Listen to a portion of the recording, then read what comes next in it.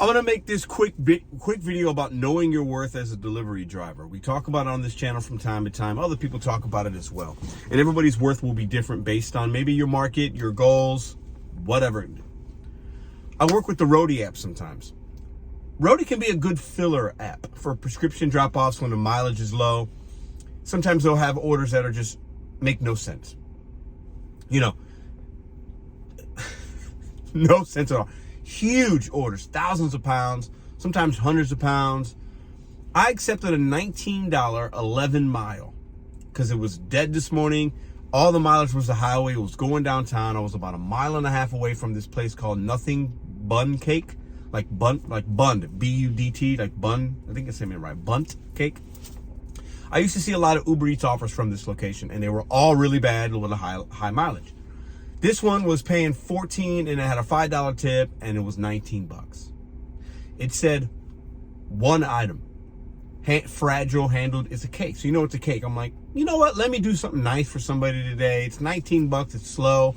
Let me deliver somebody some cake. Maybe it's a birthday cake. Maybe it looked like it was, you know, with Roadie, you can't really zoom in to know what kind of building, but I knew it was like downtown. It was going downtown, right? So I thought maybe somebody's celebrating an anniversary at their work and they're getting them a cake. Hey, let me do this.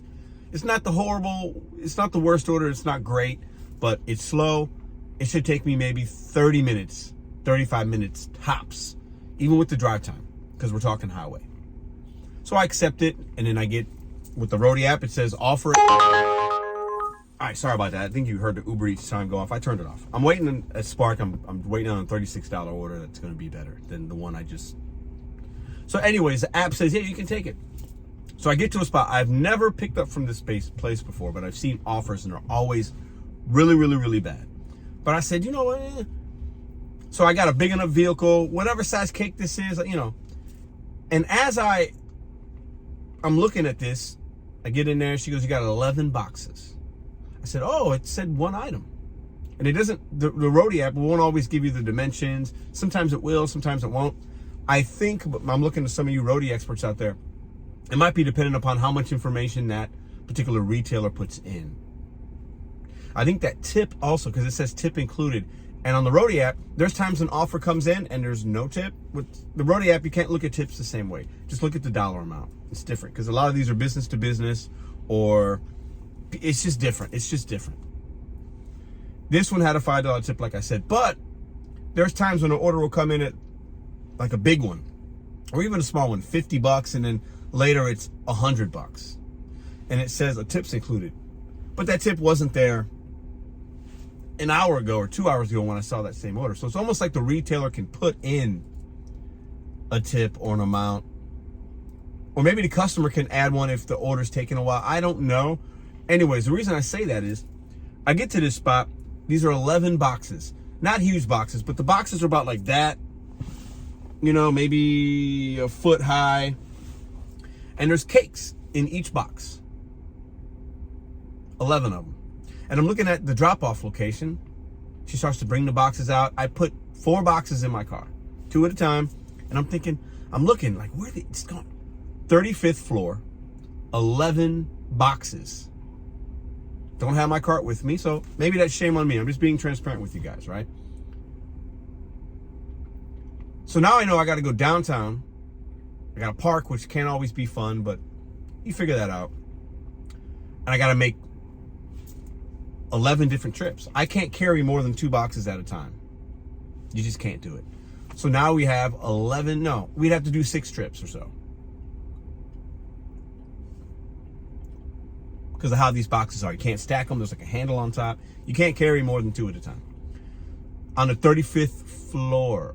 And my expectation is I'm not going to get there, call the customer and be like, hey, come get these boxes out of my car. Maybe some of y'all would do that. That's not how I do my deliveries.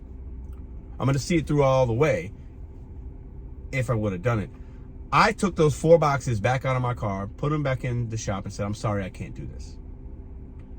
She goes, and she looked at me like I had 5 heads. She looked at me like, what do you mean? She didn't say anything. She wasn't rude. She just looked at me like, okay. I was like, and I said, once again, I'm sorry. It's just not worth my time. I was polite. And then I went back to the car. I got the other 2 boxes, put them in. set them on the counter. Not doing it. For $19, it's not worth it. 35th floor, all those strips, downtown.